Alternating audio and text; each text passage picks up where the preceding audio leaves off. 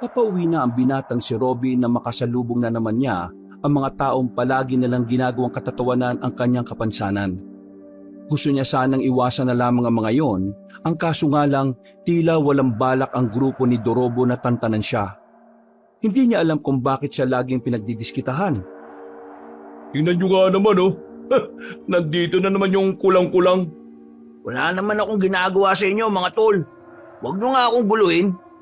At talaga naman sumasagot pa ah. Nasaan na ba kasi yung kaputol ng braso mo? Pinahiram mo ba? Hindi niya pinahiram.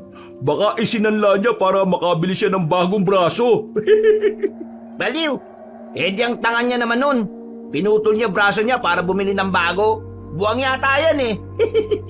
Ikaw ang buwang. Yung dati niya kasing braso, bulok na. Kailangan ng palitan. Bakit niyo ba ginagawang katatawa ng tuong kapansanan ko? Ano bang kasalanan ko sa inyo? Wala naman. Ang sarap mo kasing asarin eh. Oh, bakit? Bakit ganyan ka makatingin sa akin ha?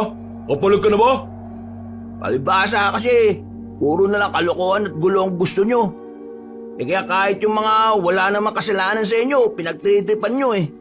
Sa halip na nangahama kayo ng iba, bakit hindi na lang kayo magbasa-basa ng libro? Para may matutunan din kayo mga tol. Adagoy! Sinasagot ka na pre oh! Aba, patapang ka na ha? Makakapalag ka na ba? Kaya mo na bang sumuntok gamit 2 kamay? Padaanin nyo na lang ako. Kailangan ko nang umuwi sa amin. Gagabi na eh. Walang kasama si Lola. Mamaya ka na umuwi. Dito ka na muna. Nag-uusap pa tayo eh. Tanungin mo siya kung gusto niyang sumali sa laro natin mamaya. Ay, oo nga pala. May laro kami mamaya. Sali ka. Ako yung boksingero. Tapos, ito naman si Tino ang coach ko. Alam mo kung ano ka. Ano pala? Ikaw yung punching bag. Muling nagtawanan ng mga kalalakihan, habang si Robby naman napapayuko na lamang at napapatingin sa ibang direksyon. Nasasaktan siya sa mga pangungutya ng mga ito, pero wala siyang magawa kundi ang tanggapin na lamang yon. Maglalakad na sana siya pero hinawakan siya ni Dorobo sa kwelyo. Nilapit pa nito ang mukha sa mukha niya kaya amoy niya ang sigarilyo sa bibig ng lalaki. Huwag kang mag-aanga sa akin, Robin ha. Kasi good mood ako ngayon. Kapag ako nawala sa mood, magiging punching bag ka talaga sa akin. Bakit niyo ba ako ginaganito? Eh, hindi ko naman kayo inaano ah. Huwag ka na kasing sumasagot. Bobosis pa eh. Pegi pera. Naririnig ko meron ka sa bulsa eh. Kunin mo gamit ka ng kamay mo. Ito naman si Dorobo mapangasar pa eh. Alam mong putol yung kanan. Eh di yung kaliwa. Hindi pwede mga tol. Bibigay ko to kay Lola eh. Kapag sinabi kong gusto kong kunin, ibigay mo na lang sa akin. Kasi alam mo naman na mas mahalagang hindi ka masaktan, di ba? Aray ko, itiwan mo nga braso ko. Ito na nga lang kumpleto, ayaw mo pang pahawak? Isusumbong ko kayo kay Kapitan. Eh di susumbong? Hindi mo ba alam na tsuhin ko yun? Noong mga sandaling yon, wala nang magawa si Robin kundi ang maiyak na lang. Gustuhin man niya kasing labanan ng suntukan si Dorobo, alam niyang hindi rin naman niya kakayanin. Isa pa, mag-aalala lang din ang kanyang lola kapag nalamang nakipag-away siya. Kaya kahit na masakit sa kalooban niya ang dinadanas niya sa halos araw-araw, hinahayaan na lamang niya. Wisit, wala pa nga akong ginagawa, umiiyak ka na kagad. Lumayo ka nga sa akin. Baka putulin ko rin yung kabila mong braso para pantay na eh. Tinulak siya ng malakas ni Dorobo, kaya napaupo na siya sa semento. Nakahinga siya ng maluwag nang makitang papalayo na rin ang mga yon. Ngunit, ganun pa man, hindi pa rin mawala sa kanyang kalooban ng sakit at panliliit sa sarili. Tumayo siya, bumuntong hininga, pinunasan ng mga luha. Para sa kanya, hindi maaring malaman ng kanyang lolang nangyari. Magpapanggap na naman siya na ayos lang. Itatago na naman niya ang tunay na dinanas. Naglakad na lamang ang binata papunta sa kanila. Pagdating niya roon, sumilay ang kanyang peking ngiti. Naabutan niya ang kanyang lola na abalang naglalaga ng mais. Ah, andiyan ka na pala. Bakit naman ang tagal mo? Ano ba nangyari sa'yo? Inaway ka na naman ba ng mga loko-lokong yon? Hindi pula. Ako, magpapapi sa kanila. Baka sinipa ako pa sila. Buti naman at lumalabang ka.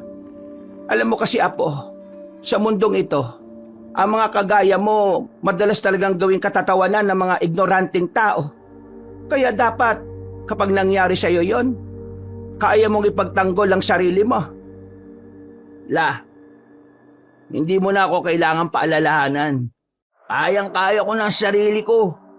Ang intindihin mo, ikaw, kasi matanda ka na. Aba, loko-loko ka. Natawa na lamang din na matanda. Nung hapon na yon, masaya silang kumain ng mais na parabang walang nangyari kay Robin. Sanay naman na ang binata. Kung minsan nga ay mas malala pa ang dinaranas niya mula sa ibang tao. Pero hindi pa rin niya sinasabi sa kanyang lola. Makalipas ang ilang araw, mas lalong nagsipag ang binatang si Robin. Hindi naging hadlang ang pagkaputol ng kanang braso niya para magsumikap sa buhay. Sa katunayan, kung ano-anong trabaho na nga ang kanyang pinapasok. At ngayon, siya ay nagtatrabaho sa isang paniderya na malapit lang din naman sa kanilang baryo. Ang paniderya na pagmamay-ari ng isang kano. Hey, what happened to your face, Robin? My face, sir? No happen. It's just normal. Don't lie to me. I'm not blind. Tell me, are you being bullied again? Konti lang, sir. Little, sir. Why don't you fight them back? Because I'm not like them, sir. If we make battle to them, me is bad na rin. No, fighting back doesn't mean you're bad. It's about protecting yourself from other people harming you. In this world, you cannot show them that you're weak. If you want to live with your pride. Understand? Yes, sir. Understand, sir. Promise me, you will fight them back. It's not for me, it's for you. Remember that. Tumango na lamang ang binatang si Robin kahit na hirap na siyang makipag-Inglisan sa kanyang dayuhang amo. Pero sa kabilang banda, napapangiti na lang siya dahil kahit papaano, mabuti sa kanya si Mr. Smith. Kahit na ilang linggo pa lang siya roon, hindi niya nararamdaman na kakaiba siya sa lahat.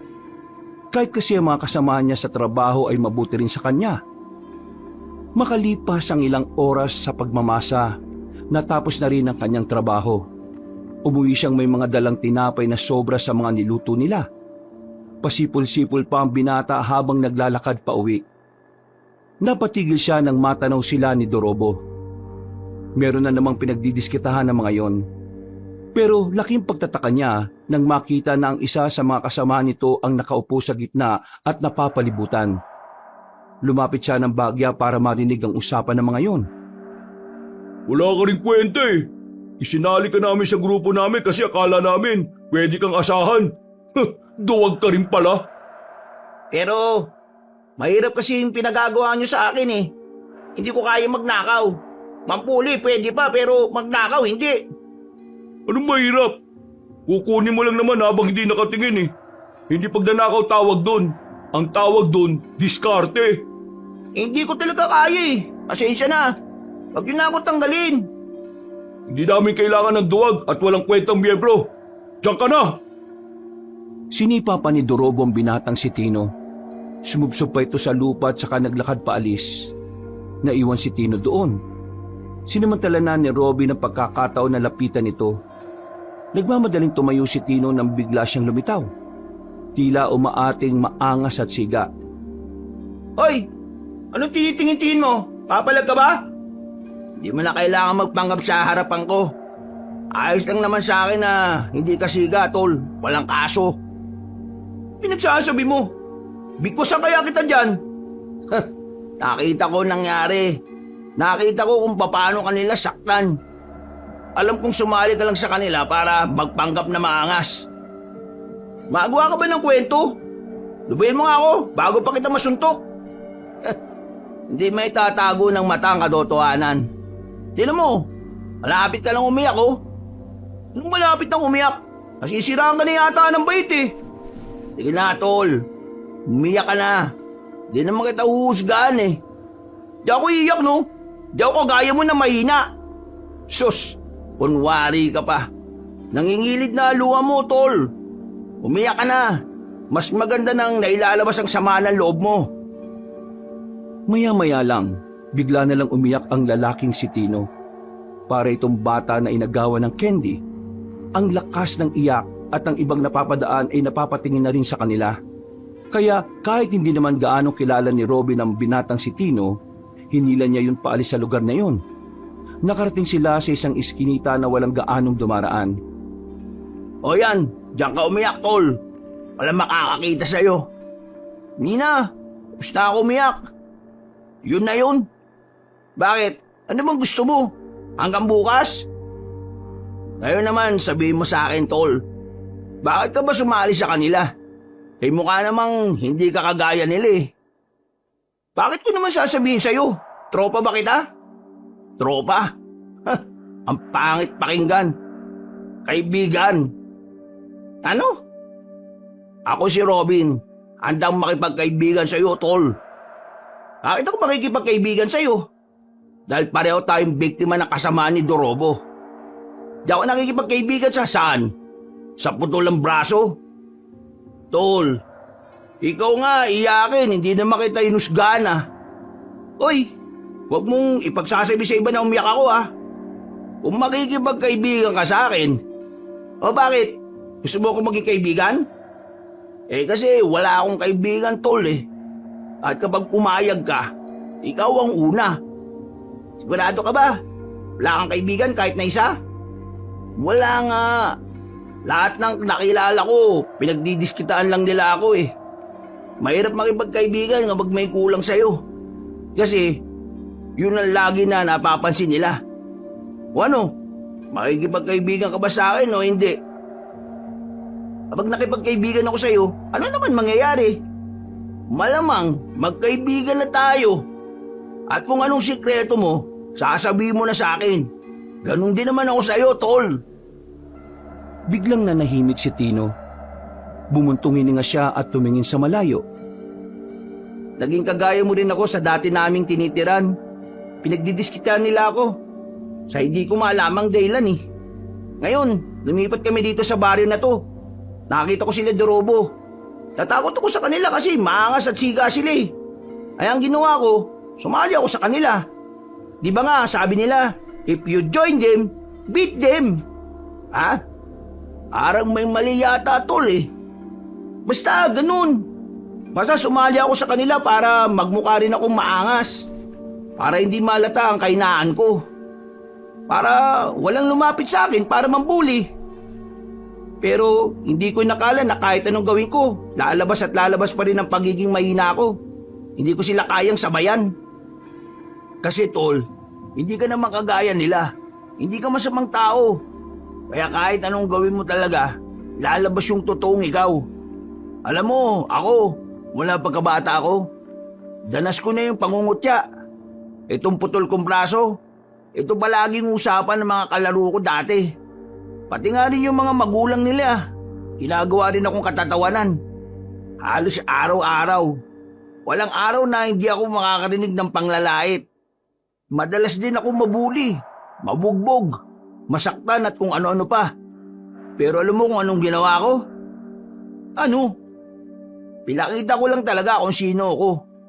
Tinanggap ko kung ano ako. Kung nakikita nila kahinaan ko, sige lang. Kung gagamitin nila ang kahinaan ko, bahala sila. Pero ito lang ang tatandaan mo. Hindi mo kailangan maging kagaya nila para lang mailigtas mo ang sarili mo. Ang kailangan mo, pagtanggap sa sarili mo. Kapag tanggap mo sarili mo, walang epekto sa iyo ang panglalait ng iba. Ang galing magsalita nito. Ikaw nga din umiiyak eh. Uy, nasasaktan ka rin sa panglalait ng iba, no? Anong walang epekto? Hindi sapat na tanggap mo lang ang sarili mo. Dapat mahal mo rin ang sarili mo para kaya mo ipagtanggol ang sarili mo sa iba. Alam mo, yung mga sinabi natin, yan yung mga bagay na di natin magawa. Bakit kaya hindi na lang natin gawin ng sabay? Gawin ng sabay? Inilahad ni Robin ang kanyang kamay, tanda ng kanyang pakikipagkaibigan. Hindi rin naman nagdalawang isip ang binatang si Tino. Nakipagkamay na rin ito kay Robin. Napangiti ang dalawa. Ang hapon na yon ang naging simula ng kanilang pagkakaibigan. Tuluyan nang iniwan ni Tino ang barkadahan niya kina Dorobo. Sa paglipas ng mga araw, palagi nang magkasama ang dalawa. Kung nasa ng isa, naroon din ang isa. Sa katunayan, nagkaroon ng interes si Tino na pumasok din sa paninderya. Kaya hindi naman nagdalawang isip si Robin na ilapit si Tino sa kanyang boss. Mr. Smith, this is Tino, my new friend. Tino, like the paninderya and Tino want to work here. If, may bakante, vacant. So you have a friend now. But last time I saw this face together with the bullies. And now he's your friend? Tino make a change to his life. He fake to be maangas. Yes, I once bully of him, but that's not the real me. I joined their group because I thought they can protect me. But unfortunately, they kick me out. And then now, every day I go out, they always bullying me because I choose to be me. A real me, not a bully. Ang bihira naman, tol. Marunong ka naman palang mag-English eh. Mas naiintindihan pa nga yan ni Mr. Smith. Mahilig kasi ako magbasa-basa ng English na libro. So, you're telling me that you finally develop a good character? Yes, sir. Okay, from now on, you and Robin are partners. Starting tomorrow, you work here, Robin. Train him. Tell him all the things that he need to learn. Okay? Understand? Yes, sir. I understand, sir. Naglakad na si Mr. Smith. Tuwang-tuwa naman ang dalawang binata ng mga sandaling yon. Lumabas na rin sila ng paninderya na hindi mawala-wala ang ngiti. Apir tayo dyan! Ayos! Sabi ko na nga matatanggap ka, tol. Pinakita mo ba naman ng maki-English ka eh? Hindi rin naman tamang English ko eh. Pero mas klaro siya kaysa sa akin, tol. Di ba?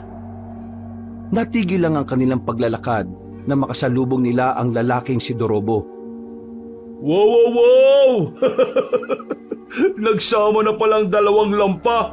Isang duwag at isa namang putol. Wala kaming panahon makipag-usap sa iyo ngayon. Masaya kami at ayaw naming masira yun. Aba, parang may tapang na yung pagkakasabi nun ah. Bakit? Saan ka naman kumukuha ng lakas ng loob mo ngayon? Sa nawawalang braso nitong si Robin? Hindi ba kayo napapagod sa buhay nyo?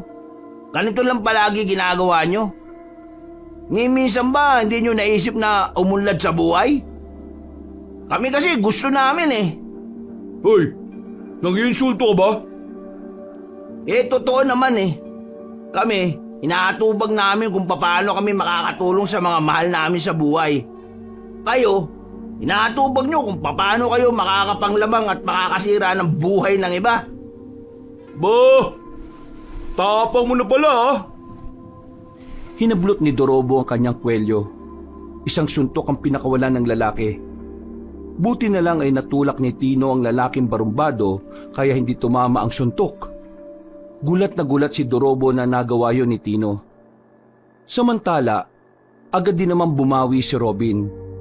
Naalala niya kasi ang sinasabi ni Mr. Smith at ng kanyang lola. Kahit kaliwang braso na lamang ang meron siya, dali-dali siyang lumapit kay Dorobo at saka sinapak yon sa panga. Mahilo-hilo si Dorobo sa kanyang ginawa. Hindi makapaniwala si Tino sa kanyang ginawa. Nang makita nilang nakarecover agad si Dorobo, hindi na nagkatubili si Robin at Tino na tumakbo. Karipas ang kanilang ginawa. Hindi sila agad nahabol nila Dorobo dahil bahagya pa itong nahihilo. Habang tumatakbo, tawa sila ng tawa. Unang beses lang kasi nilang nakita na parang muntikan ng tumaob ang barumbadong lalaki. Nagtago sila sa gilid ng poste para makapagpahinga. Nakita nilang tumatakbo sila Dorobo patungo sa ibang direksyon kaya nakampante na sila. Pagtingin nila sa gilid, meron silang nakitang isang lalaki sa kabilang banda ng daan. Naglalaway, nanlilisik ang mga mata. Sa kaliwang kamay nito ay hawak nitong manok na wala ng buhay. Umaagos ang sariwang dugo papunta sa lapag. Nang mapatingin yun sa kanila, nagmamadali ang lalaki na makaalis. Uy, Kagi! Ano yun? Hindi ko alam, tol. Pero inahin niya yata yung manok ng ilaw eh. Pre, naisip mo ba yung naisip ko? Hindi, tol.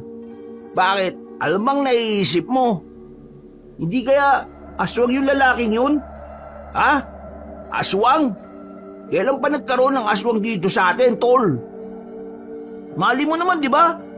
Eh ano yung nakita natin? Tara, sundan natin, tol. O sige, tara! Natuon ang atensyon ng dalawang binata sa misteryosong lalaki na nakita nila.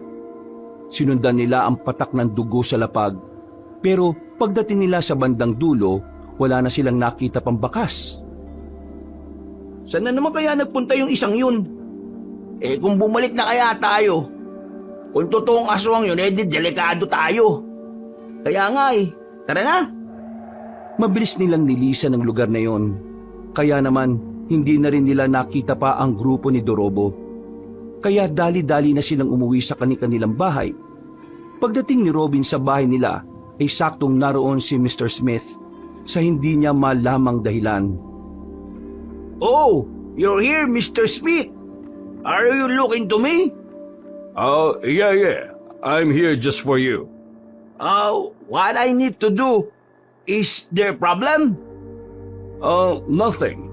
I'm just checking if you are okay. I'll go ahead.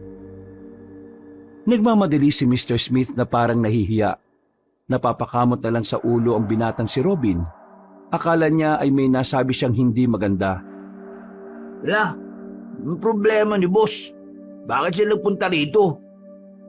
Kagaya nga na sinabi niya, inaalam niya lang kung nasa maayos kang kalagayan. Alam mo naman yon, maalalahanin sa mga tao niya. Ah, ganun ba? Eh bakit ganyan ang ngiti mo? Ha? Alin ngiti? Ikaw la, may hindi ka yata sinasabi sa akin ha? Ano ka ba? Huwag ka nga mag-isip ng kung ano dyan. Magkaibigan lang kami ni Mr. Smith. Wow, wala naman akong sinasabi ha. Bakit yan agad na sinasabi mo?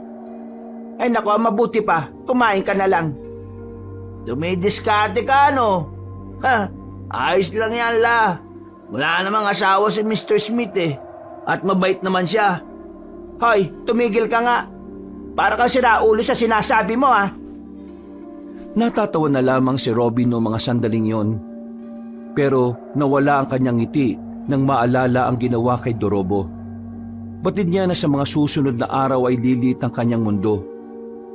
Kilala niya ang lalaking yon na hindi titigil hanggat hindi nakakaganti. Sa mga sandaling ito, habang nakatingin siya sa kisame, tila ba nagsisisi siya kung bakit niya sinuntok ang panga ni Dorobo. Pero wala naman na siyang magagawa.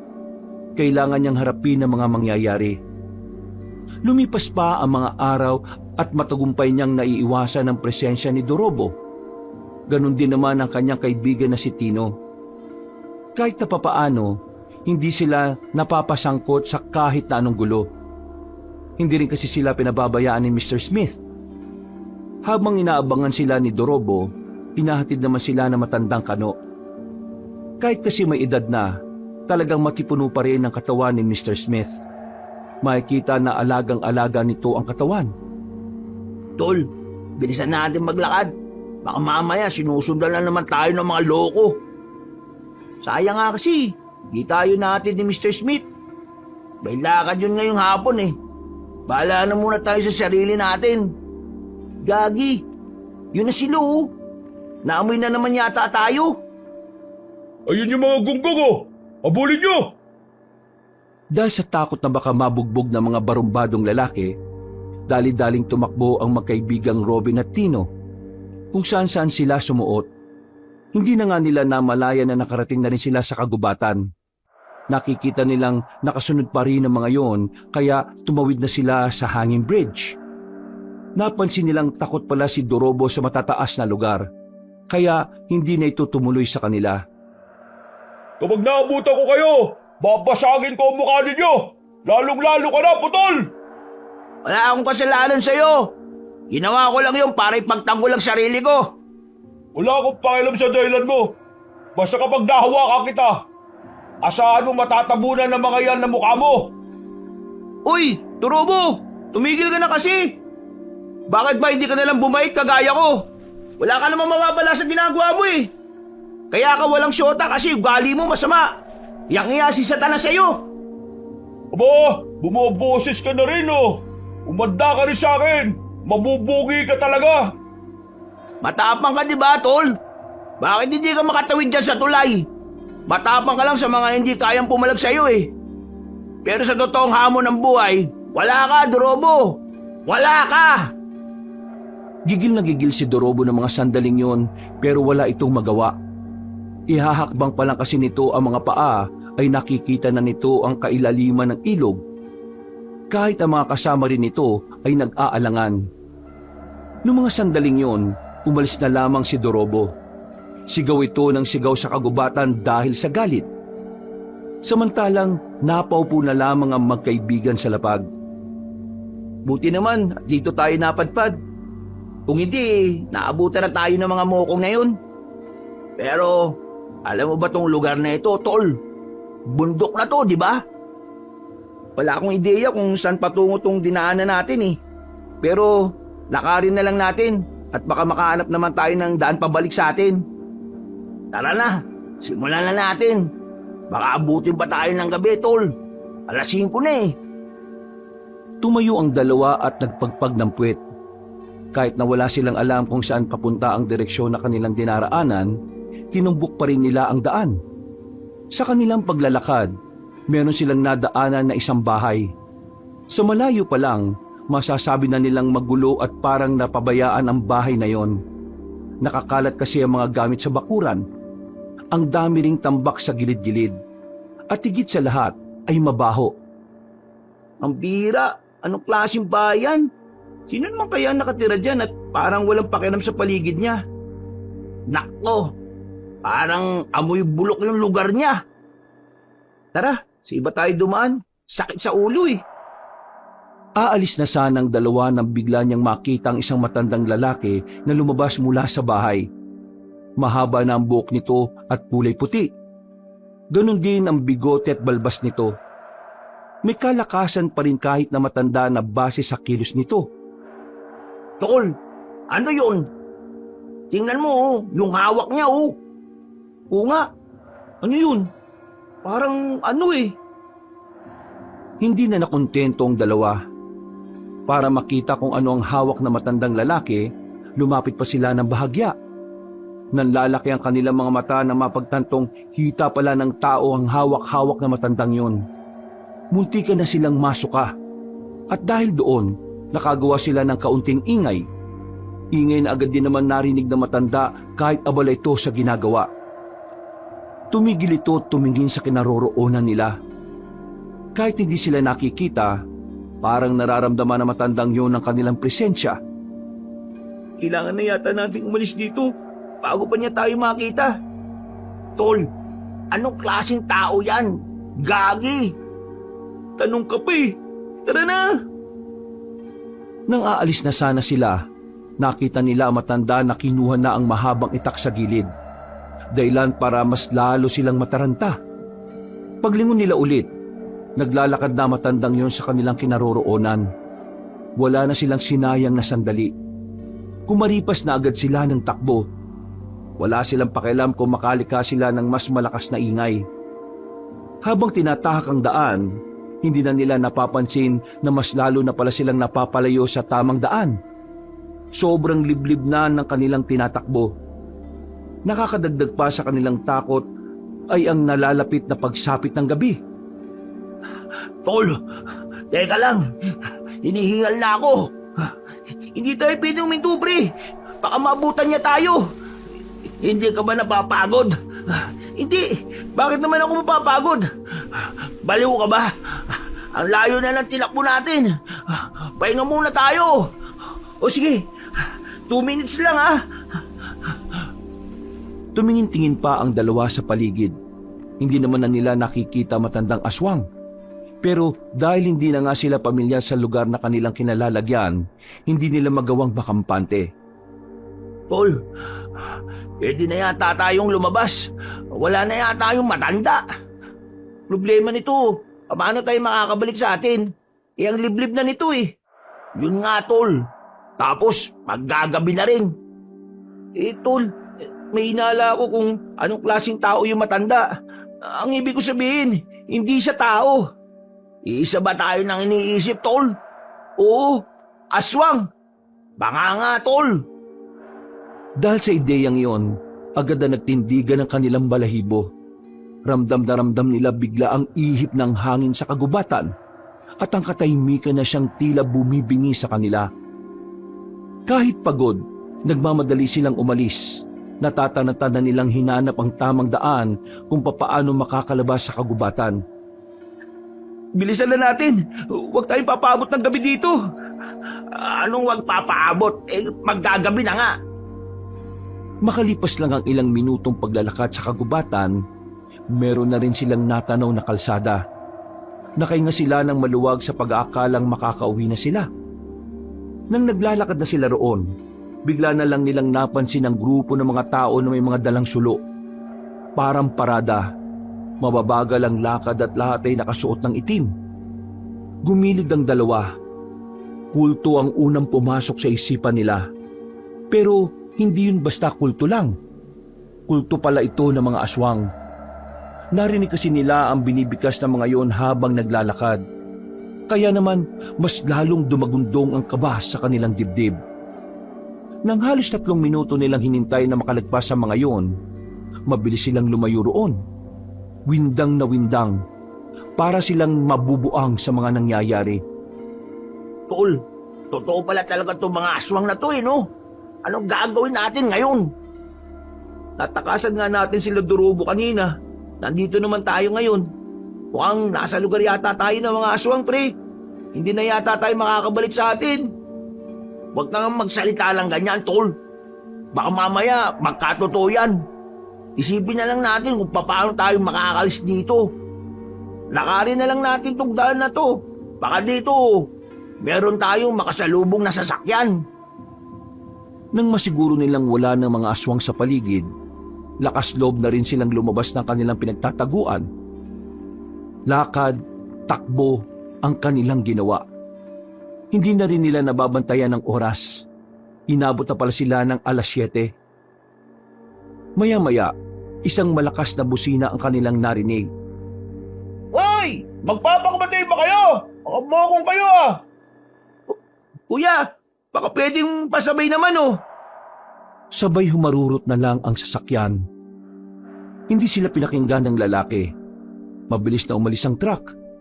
Bagsak ang balikat ng dalawa sa pag-aakalang makakabalik na sila sa kanilang baryo. Kaunting lakad pa ang kanilang ginawa. Meron na rin silang natanaw na liwanag. Meron palang nagmimina roon. Agad silang lumapit at nagtanong. Mabuti na lamang ay saktong may isa ring truck na papaalis. Kaya naman nakisabay na rin sila roon. Nakabalik naman sila ng kanilang baryo. Ang kaso nga lang ay 9:00 na. Kung saan-saan pa kasi nagpunta ang sinakyan nila. Tol, ano palang gagawin natin sa mga natuklasan natin? Ilihim na muna natin. Nakakabahan kasi ako Pag kinalat natin, baka mamaya magalit yung mga aswang na yun sa atin. O sige, laylo muna tayo, tol. Huwag na muna siguro tayo lumabas ng bahay. Paano yung trabaho natin? Ang ibig kong sabihin, saka lang tayo lalabas kapag papasok ng bahay.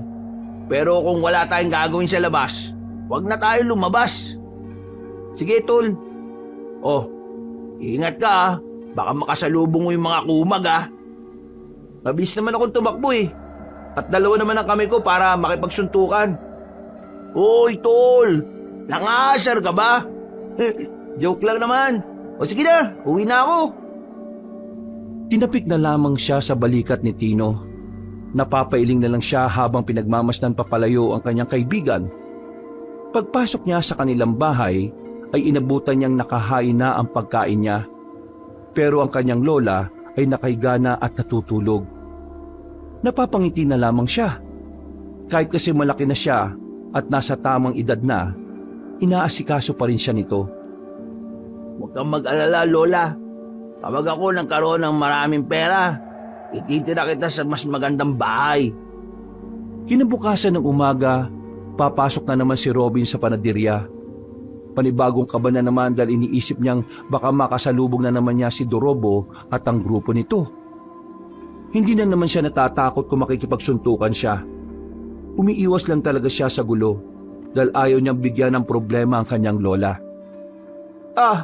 Dinala mo na ba yung baon mo? Naipasok mo na ba? Ay, opo, Lola. Nandito na po sa loob. Ipinasok ko na po. Marami pong salamat, La. Mukhang mabait ka yata ngayon. No ka ba, La? Lagi naman po akong mabait eh. Ay, oo na. Sige na, umalis ka na. At baka mapagalita ka pa ni Mr. Smith. Matapos yumakap sandali sa matandang babae, ay agad na rin siyang naglakad palayo. Kagaya ng laging ginagawa, ay dadaanan niya muna si Tino para sabay silang pumasok sa trabaho. Pagpunta niya kina Tino, ilang bahay lang ang agwat ay nakita niyang may mga nagkukumpulang tao. Tol, anong meron doon? Hindi ko rin alam eh. Tingnan natin. Madadaanan naman natin eh. Tara, anong oras na rin oh? Paglapit nilang dalawa sa mga nagkukumpulang tao, nakita nilang isang lalaking nakahandusay sa harap ng bahay. Sa gilid nito ay merong umiiyak na babae, mukhang asawa. Nang tingnan nila ang mukha ng lalaki, nalaman nila yon ang lalaking nakita nila na may dalang patay na manok. Ang lalaking pinaghihinalaan nilang aswang. Ayon sa kanilang narinig, meron daw isang matandang lalaki naman na pumaslang sa biktima. Bigla na lang daw tinaga ng mahabang itak. Napansin pa ni Robin ang mahabang kuko ng lalaki. Parang hindi na normal ang haba nito. Kaya naman isang ideya ang pumasok sa utak ni Robin. Sino kaya yung pumatay dun? Baka yung inagnakawan niya ng manok? Di ba, pinaghihinalaan natin na aswang yung lalaking yun? Pero, Tol, may naisip akong dahilan kaya siya pinatay. Dahil lang ano? Hindi kaya may bumira sa kanya kasi alam na aswang siya. Kasi di ba, Tol, kagaya nung sa comics na nabasa natin, yung albularyo ang pumapaslang ng mga masasamang nilalang. Oo nga no, baka nga ganun na nangyari. Ibig sabihin, may tao talagang tumutugis sa mga aswang. Kung ganon, Tol, hindi pala natin kailangan mabahala. Meron naman palang pumapatay ng aswang eh. Ang tanong, sino? Napapailing na lamang ang binatang si Robin. Isang malaking palaisipan para sa kanilang magkaibigan ng bagay na yon. Pero hindi na lamang muna nila yon pinagtuunan ng pansin nang makarating na sila sa paniderya. Naging abala sila nung araw na yon dahil maraming tinapay ang kinailangan nilang magawa. Bandang 6:00 na ng gabi sila natapos. Tol, ang bait talaga ni Mr. Smith, no? Akalain mo yung ginagawa pala natin mga tinapay kanina eh para sa bahay ampunan? Nabait naman talaga si Mr. Smith eh. Makikita mo naman kung paano niya tayo itrato. Napatigil sila sa kanilang paglalakad ng malayo pa lang ay matanaw na nila ang grupo ni Dorobo. Naglalakad yon pasalubong sa kanilang direksyon. Nang makita rin sila ng mga yon ay kaagad na tumakbo patungo sa kanila. Ang tanging nagawa ng magkaibigan ay kumaripas na lang din ng takbo. Nakita kasi nila ang iba sa mga yon ay may mga dalang pamalo. Pero sa kasamaang palad, hindi umayon sa kanila ang panahon sa mga puntong yon. Pagliko nila sa isang iskinita, ay nakasalubong naman nila ang iba pang kasama nila Dorobo. Tatakbo na sana sila sa kabilang daan pero nakaapak si Robin ng bote. Natumba siya dahil doon at nasugatan ng paa. Tol, mauna ka na! Bilisan mo! Hindi pwede, paano ka? Dalawa tayong mabubugbog kapag hindi ka umalis. Dali na, tol! Alis na! Sumbo ka sa barangay, bilis! Bago makalapit sila Dorobo ay agad-agad na rin tumakbo si Tino. Sinubukan naman ni Robin na makabangon, pero dahil sa sakit ng kanyang paa, hindi na niya magawa pang makapaglakad ng maayos. Ano? Alam mo matatakasan mo ako ngayon ha? Di ako natatakot sa'yo. Kung suntukan ang gusto mo, papalagang kita. Huh, nagpapatawa ka ba? Isa nga lang ang kamay mo, gusto mo pa akong palagan? Ano, saan ka aasa? Sa'yo mo lang naman nanalo ka sa akin? Bakit hindi natin subukan? Tayong dalawa lang, walang makikialam.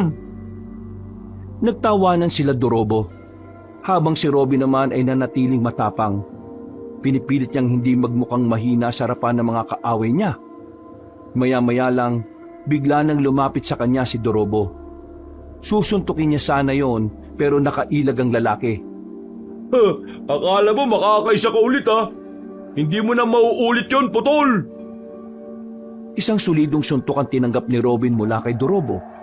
Sa lakas ng suntok nito ay kaagad siyang nawala ng malay. Hindi na niya alam ang mga nangyari matapos noon. Paggising na lamang niya, nakagapos na siya sa puno ng bayabas. Nasa gitna na sila ng kagubatan. Sila Dorobo naman ay nakapalibot sa pinagsama-samang sanga na sinisilaban ng apoy. Buti naman at gising ka na ngayon. Nasaan ba ako? Nasaan? Nandito sa gubat. Sa lugar kung saan huli kang makikita sa mundong ito. Anong sinasabi mo? Alisin niyo na tali niyan. Kanino ko ba gustong lumpuhin ang isang yan eh? Agad na inalis ang pagkakatali kay Robin. Kinuha ni Dorobo ang 2x2. Pinalo agad dito si Robin. Naisalag ni Robin ang kamay niya pero sa pangalawang palo, bumagsak na siya. Hilong-hilo. Nararamdaman na lamang niyang may umaagos ng dugo sa ulo niya. Hindi na siya nakapalag. Makahalong palo ng 2x2 ang tinamo mula kay Dorobo. Noong mga sandaling yon, napagtanto ni Robin na imang Dorobo ang naroon. Ang bersyon ni Dorobo na tila walang halaga rito ang buhay ng iba. Inasabi ko naman sa iyo eh. Ayoko nang tinatarantado ko sa harap ng mga tao. Bakit? Akala mo ba hanggang angas lang ako? Kaya-kaya kitang patayin, Robin. At ito ang gagawin ko ngayon. Lupaypay na si Robin. Hindi na niya maigalaw ang katawan niya. Pero naririnig pa rin niya ang mga sinasabi ni Dorobo. Habang nangyayari yon, napapaisip siya kung nanonood ba ang Diyos. Nagkaroon siya ng pagtataka na sa dami ng taong pwedeng makaranas ng ganon, bakit siya pa? Siya pa na wala namang ginagawang masama. Bago tuluyang pumikit ang kanyang mga mata, may naitanong pa siya sa Diyos. Anak din ba ang turing mo sa aming mga may kapansanan? Oo. Bakit ganito ang kapalaran namin? Tuluyan nang nawala ng malay si Robin. Ang unang pumasok sa utak ni Dorobo ay patay na ang binata. Sige na, buhatin niyo na yan. Itapon niyo na sa ilog. Dinala nila ang katawan ni Robin sa ilog at doon ay pinaanod. Patawa-tawa pa ang mga yon na parang wala lang nangyari. Samantala, inanod naman ang inanod ng katawan ni Robin patungo sa kung saan. Buong akala niya rin ay patay na siya noon. Pero nang magising siya ay maliwanag na ang paligid. May naririnig na siyang tumitilaok na manok. May naaamoy siyang nagluluto. Ang bahay naman na kanyang kinalalagyan ay hindi pamilyar sa kanya. Agad siyang napabangon. Pero napaiga ulit nang maramdaman ang mga galo sa katawan. Lalong-lalo na ang kanyang ulo.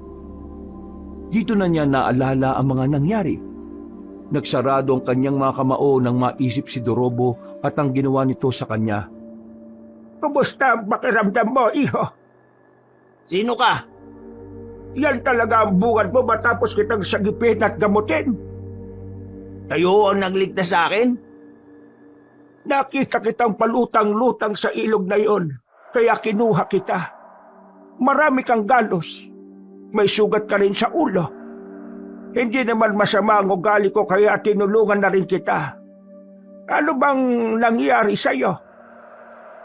May mga grupo ng lalaki nagdala sa akin sa kagubatan at binuhat nila ako. Akala ko mamamatay na ako eh. Sa katunayan, hindi ko rin inakala na buhay ka pa. Sa layo ng pinagmulan mo, tinagos ka papunta rito. Imposible na mabuhay ka, lalo na't may mga sugat ka at bugbog ang katawan mo. Maswerte ka, may himala. Biglang napaisip si Robin. Naalala niya ang huling sinabi niya bago siya nawala ng malay. Nakaramdam siya ng konsensya dahil sa pagdududa niya sa Diyos. Tawagin mo na lang akong Mang Ekong. Bahay ko ang kinalalagyan mo. Bakit parang ikaw lang naman ang nakatira sa lugar na ito? Oo, ako nga lang. Teka. Hindi ka naman siguro aswang ano? Kung aswang ako, edi sana'y nakalaga ka na. At yung mga laman loob mo ginawa ko ng sinigang o kaya sisig. Akala ko aswang ka eh. Akala ko rin doon sa mga lalaking sinasabi mo lang ikaw natatakot. Sa mga aswang din pala. Bakit? Nakakita ka na ba ng aswang? Mga aswang, oo. Nakakita na ako. Saan? Nang misang inabol kami ng mga bumugbog sa akin. Nakarating kami sa isang bundok. Noong una, meron kami nakitang bahay. May matandang lalaki doon. Mahabang balbas at bigote niya. Tapos, nagulat na lang kami nang makita naming may bit-bit siyang hita ng tao. Inabol niya kami pero nakatakas naman kami.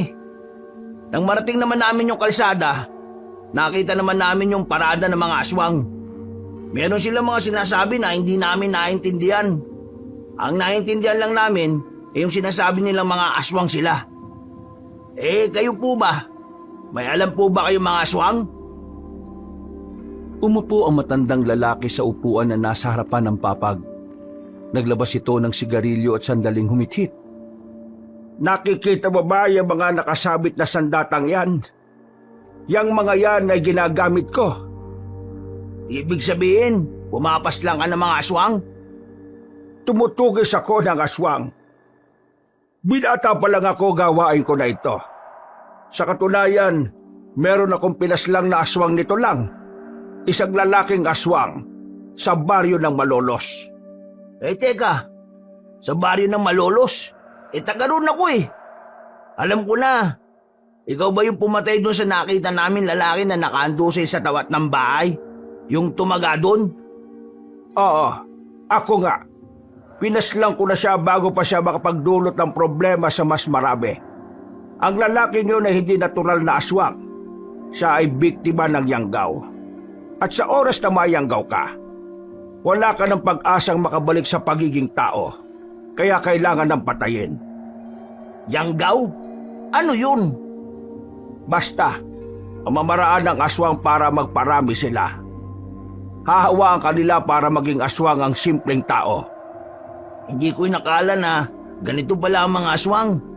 At totoo pala talaga sila. Maniniwala ka ba kung sasabihin ko sa iyong may binabalak silang masama sa probinsyang ito? Bakit? Kakainin ba nila ang mga tao sa probinsya natin? Sasakupin nila ang probinsyang ito at unti-unti nilang buburahin ang mga tao rito. Paano niyo po nalaman ng mga ganito? Tingin mo ba magiging manunugis ako kung wala akong alam sa kanila? Matagal ko na itong ginagawa, pero dahil mag-isa lang ako, hindi ko sila magawang patahimikin lahat. Ikaw? Ako? Oo, may iba pa bang ikaw rito? Bakit? Anong meron? Kailangan mo kong tulungan. Ha? Kailangan mo kong tulungan para labanan ng mga aswang. Ha? Anong may tutulong ko dyan? Tutulungan kitang matutunan ng mga bagay na may kinalaman sa pakikipaglaban. Uy. Sandali lang naman. Hindi pa naman ako napayag ah. At saka, tingnan mo nga, anong may tutulong ko sa laban-laban na yan? Kita mo naman, di ba? Buto lang ka ng braso ko. Ano naman? Anong ano naman? Ano naman kung putol lang isang braso mo? Tinatanong pa ba yan? malamang wala akong may tutulong. Ikaw nga, 2 braso mo o kamay. Nahihirapan eh. Ako pa kaya? Marami kong hindi kayang gawin dahil sa kabansaanan kong ito. At baka lang hindi mo alam. Kaya mas magandang humanap ka na lang ng iba. At dahil may kulang sa'yo, mababa na ang tingin mo sa sarili mo. Hindi naman sa mababa ang tingin ko sa sarili ko. Yon ang nakikita ko. Kaya ka siguro nabubuli ng mga siraulo kasi hinahayaan mo lang sila noon. Kasi iniisip mo na hindi ka pwedeng pumalag sa kanila kasi may kulang sa katawan mo. Alam mo, hindi naman nakapansanan mo ang problema kung bakit ka nanliliit eh. Kundi yung takbo ng utak mo ang dapat mong ayusin. Kasi kung ikaw mismo bababa ang tingin mo sa sarili mo, ano pa nga asahan mo sa iba? Kung ano ang trato mo sa sarili mo, ganon din ang trato nila sa iyo. Hindi na nakapagsalita si Robin. Nakaramdam siya ng lungkot at tiya sa kanyang sarili. Aminin man niya kasi o hindi, tama naman ang mga sinabi na matanda. Matagal na panahon na niya rin kasing hinahayaan ng mga taong nang aapi sa kanya. Matagal na panahon siyang nanahimik at umiintindi. O bakit ka natahimik? Tama ako, no? Oo, tama ka na. Sabihin na nating kaya ko naman. Pero paano nga ang gagawin ko? Kahit na kailan, hindi pa ako nagkaroon ng karanasan sa pagpatay ng mga ganyang aswang. Tsaka, bakit mo ba ako pinipilit? Wala ka namang ibang mahanap? Ang totoo niyan, marami na akong nakasama. Pero ni isa sa kanila ay wala man lang karapat-dapat. Ikaw napili ko kasi nararamdaman kong busilak ang puso mo. Busilak? Hindi mo naman ako kilala eh. Kaya nga sabi ko nararamdaman ko. Nakikinig ka ba talaga ng maayos sa sinasabi ko? Hindi ko alam kung papatusin ko yan eh. Gusto ko lang naman kasi ng payapang buhay kasama ng lola ko. Gugulo lang ang buhay ko kapag sumama ako sa iyo eh. Kung hindi ka sasama sa akin, ganun din. Magiging magulo pa rin ang buhay mo at ang buhay ng lahat.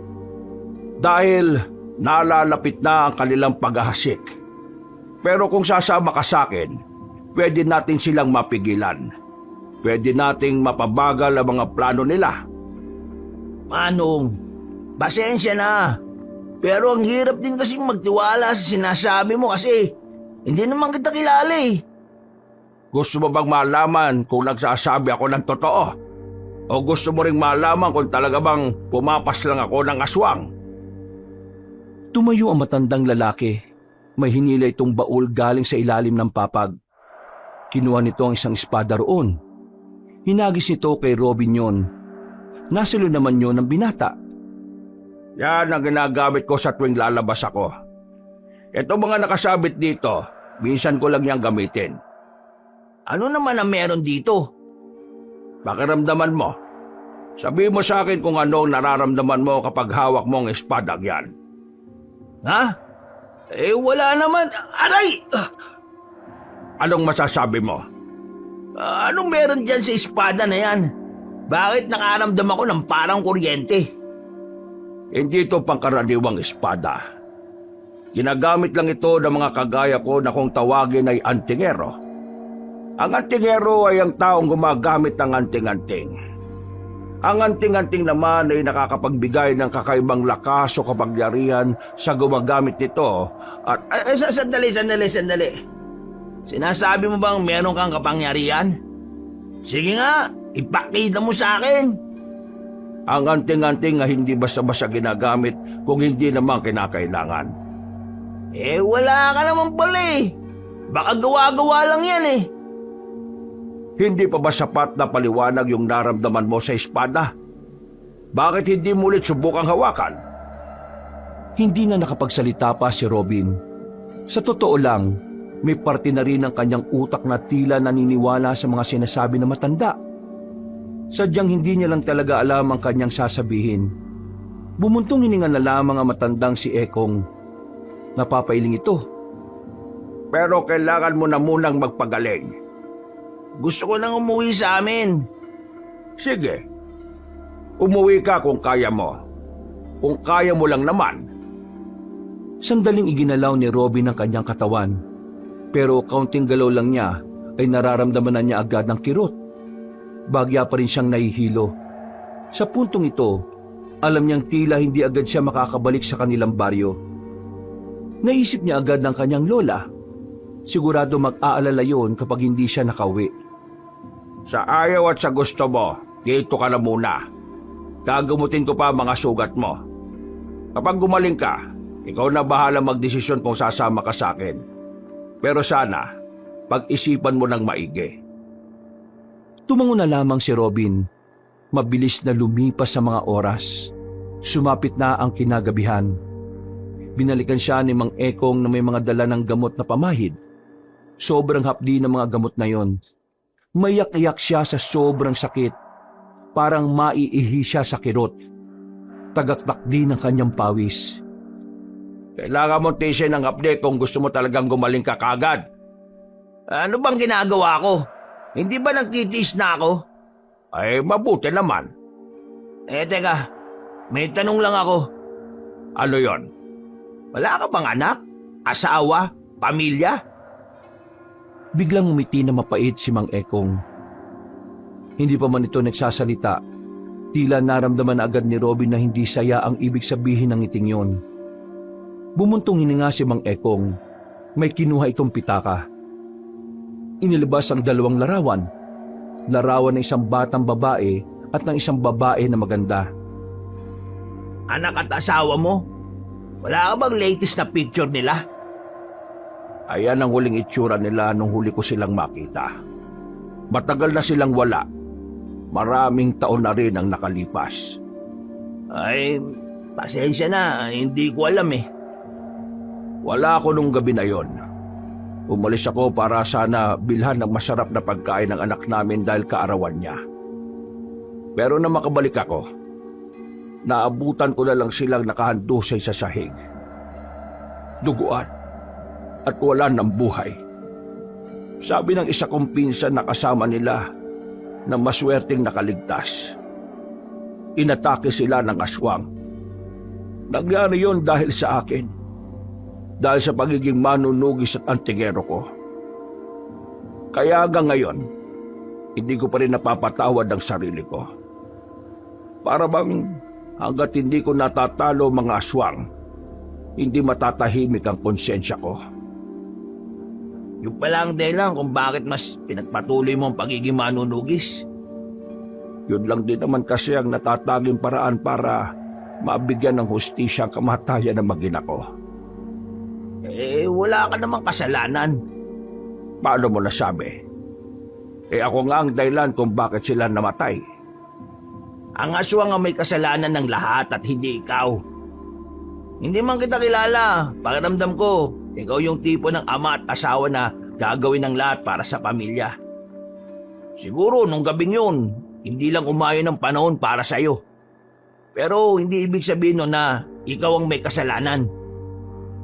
Madali lang sigurong sabihin yan para sa'yo kasi hindi naman ikaw ang nakakaramdam.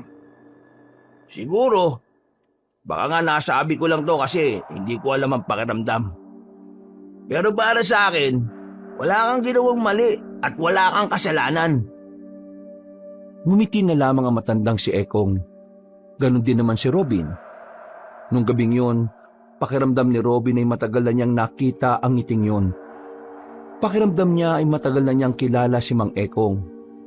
Dahilan para unti-unti siyang maging komportable. Gumaan ang kanyang pakiramdam. Kinaumagahan, paggising ni Robin, nagtataka siya dahil nagagalo na niya ang katawan niya. Isang araw lang, unti-unti na agad naghilom ang iba niyang mga sugat. Kakaunting kirot na lang din ang nararamdaman niya sa kanyang ulo. Bumangon siya. Nakita niya si Mang Ekong sa labas na naglalaga na ng karne. Sandaling tinapon ng matanda ang sigarilyo nito nang makita siyang nasa pinto. Kaya mo nang tumayo. Pwede ka na palang makauwi. Ituturo mo ba sa akin ang daan? Kung gustong-gusto mo nang makauwi, bakit hindi? Basta yung sinabi ko sa'yo, pag-isipan mo. Bumalik ka na lang dito kapag buo na ang loob mo. Pero bago ka umalis, may mga ipapadala ko sa'yo. At kumain ka na rin muna. Kailangan mo ng lakas. Nang maluto na ang sinasalang ni Mang Ekong, sabay na rin silang kumain. Pagkatapos ay inihatid na rin siya na matanda. Naglakad sila ng halos 20 minutos bago sila nakarating sa kalsada. Yung mga pinadala ko sa'yo, kakainin mo yon para mas madaling maghilom ang ibang mga sugat mo. Pati na rin yung mga lamog. Oh, iwala na kita. Hintayin mo na lang kung may dadaan na sasakyan. Mang Ekong, Oh, maraming salamat po ay walang anuman. Hindi ko po alam kung bakit ang bait niyo sa akin pero babawi ako balang araw. Hindi ako mabait sa'yo. Kailangan ko lang talaga ng makakasama sa laban ko sa mga aswang. Nang may dumaan na rin jeep, ay agad na nakasakay ang binatang si Robin. Iika-ika pa siyang lumakad pero kaya na niyang kumilos. Halos kalating oras din ang kanyang biyahe at nakarating na rin siya sa bungad ng kanilang baryo. Huminga siya ng malalim. Nag-iisip na siya ng idadahil niya sa kanyang lola. Maya-maya lang ay nakarating na rin siya sa kanilang bahay. Pero nagtataka siya kung bakit wala sa bakura na matanda. Agad naman siyang lumapit sa pintuan. Nakabukas lang yon. Sa hindi malamang dahilan, nakaramdam na lang siya ng kaba. Lalabas na sana siya ng kanilang bakuran nang biglang makita niya si Tino. Lumuwag ang kanyang pakiramdam nang masigurong nakaligtas ng maayos ang kanyang kaibigan. Tino! Uy, Robin! Gagi! Ayos ka lang ba? Ang dami mong galos Anong ginawa nila sa'yo? Bakit iika-ika ka maglakad? Saka ako na ikukwento sa'yo, tol. Gusto ko lang malaman kung alam mo ba kung nasaan si Lola. Si Aling Pasita? Oh, bakit? Nasa ospital si Aling Pasita kagabi pa. Ha? Anong nangyari sa kanya, tol? Pre, baka mabibigla. Kasama si Lola Pasita sa inatake ng aswang. Papunta kasi siya sa istasyon ng pulis kagabi para humingi ng tulong dahil nga hindi ka umuwi. Bigla silang inatake ng aswang Lahat ng nakakasabay nilang maglakad, nakadamay din. Basta, marami silang nasugatan. Sige tol, samahan mo ko. Mabilis silang pumara ng tricycle. Hindi pa man nakakapagpahinga sa mga nangyari sa sarili niya, kagad na rin silang nagtungo sa ospital. Pinuntahan nila ang silid na matanda. Inabutan nila yung natutulog. Ang sabi sa kanila ng doktor ay stable na ang kalagayan na matanda. Nakahinga naman ng maluwag si Robin. Napaupo na lang siya sa gilid kasama si Tino. Bakit biglang nagkaroon ng aswang dito sa atin, tol? Hindi ko rin alam Basta bigla na lang daw lumitaw. Merong isa na nakuha sa kanila. Hanggang ngayon, hindi pa rin natatagpuan. Wala nang balita kung ano na nangyari. Mukhang nagkakatotoo na nga yung sinasabi ni Mang Ekong Sinong Mang Ekong? Basta, tol. O isa ka pupunta. Hahanap ako ng pera para mabayaran lahat ng mga bayarin dito sa ospital. Bayad na to. Sinagot na ni kapitan natin ang lahat ng gastusin. Mabuti naman kung ganon. Tol, ikaw na munang bahala kay Lola. Sabihin mo, nakabalik na ako para di siya mag-alala. Naghanap lang kamo ako ng pera. Isan nga naman ang punta mo. May kailangan kong makausap na tao. Sige na, tol. Kahit na miss na niya ang kanyang lola, pinili na muna niyang balikan si Mang Ekong. Napagtanto niya kasing mas mainam nang tanggapin niya ang alok nito nang sa ganun ay magkaroon din siya ng kakayahan na protektahan ng kanyang lola. Bakit nandito ka na kagad? Mang Ekong, nakapagdesisyon na po ko. Asama mo na ba ako? Opo. Bakit naman bigla ka nakapagdesisyon? Napasama po yung lolo ko sa mga inatake ng aswang sa lugar namin kagabi. Naisip ko lang na kailangan kong protektaan ng lola ko. At hindi ko yung magagawa kung wala akong lakas ng loob at kung wala akong kaalam-alam kung paano labanan ng mga aswang. Kung papayag ka na pala, marami akong ipapaliwanag sa iyo. Mga bagay na dapat mong tandaan sa pagiging antingero. Antingero? Magiging ganun po ba ako? Halika, sumama ka sa akin. Naunang naglakad ang matandang lalaki at nakasunod lang si Robin dito. Makalipas ang halos 10 minutong paglalakad, narating na rin nila ang sapa. Sa gilid ng sapa, may maliit na kuweba. Hindi kakasya ang tao kung hindi ito gagapang. Seryoso? Dadaan tayo dyan? Ano ba talaga ang gusto mo ipakita sa akin? Nasa loob nito ang isang anting-anting na matagal lang naghihintay ng amo. Sumunod ka sa akin. May mga galos pa ako eh. Masakit pa rin konti. Tiisin mo! Gumapang na si Mang Ekong. Napapailing na lamang si Robin pero sumunod na rin siya sa matanda. Nang malagpasan nila ang masikip na lagusan, nakatayo na rin sila sa wakas. Nasa malawak na parte na sila ng kuweba. Tulungan mo ako itulak ang batong ito. Eh, ang bigat naman ito. Nang maalis na nila ang batong naroon, bumungad sa kanila ang kwintas na may palawit na buwan. Kulay pilak ito. Nanlalaki ang mga mata ni Robin nang makita niyang maliwanag yon.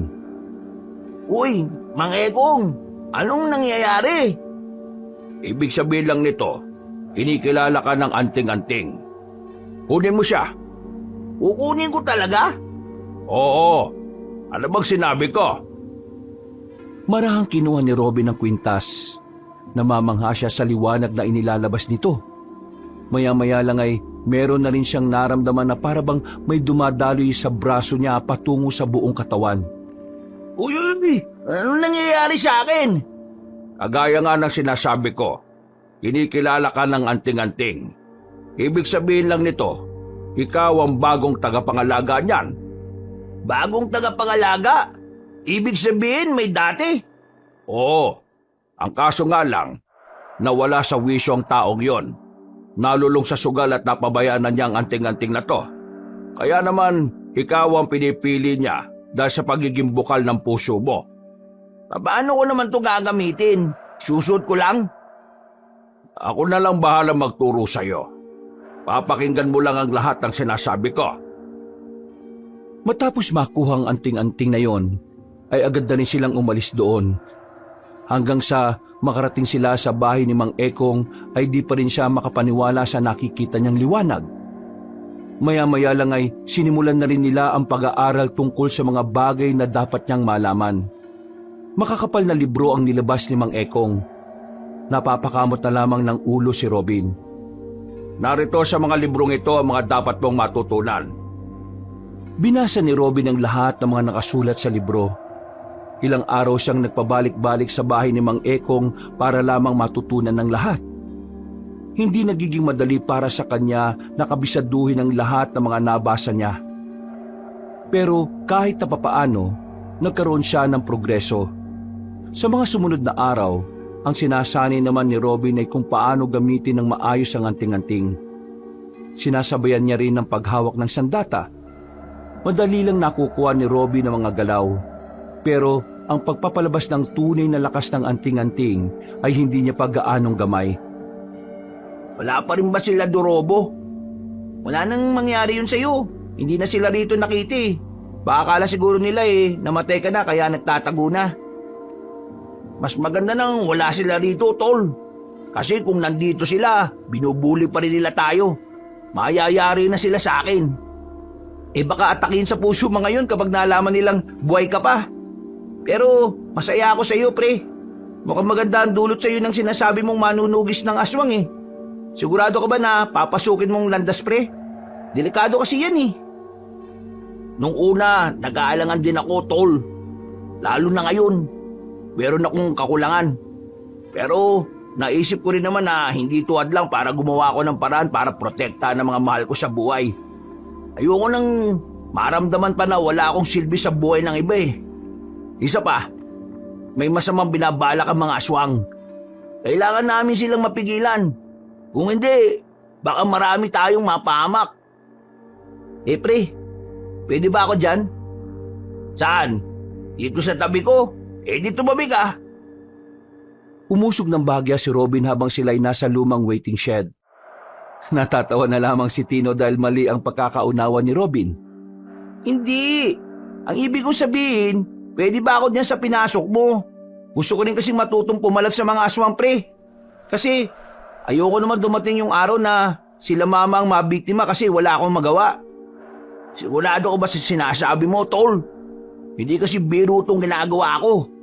Buhay ang nakataya dito, tol. Ganon din naman eh. Kung wala akong gagawin eh, baka mapahamak din ang pamilya ko kasi sabi mo nga, may masamang balak ang mga aswang. Kaya ganon na lang ang gagawin ko. Gagawa na lang din ako ng paraan. Kaya sige na, isama mo na ako dyan.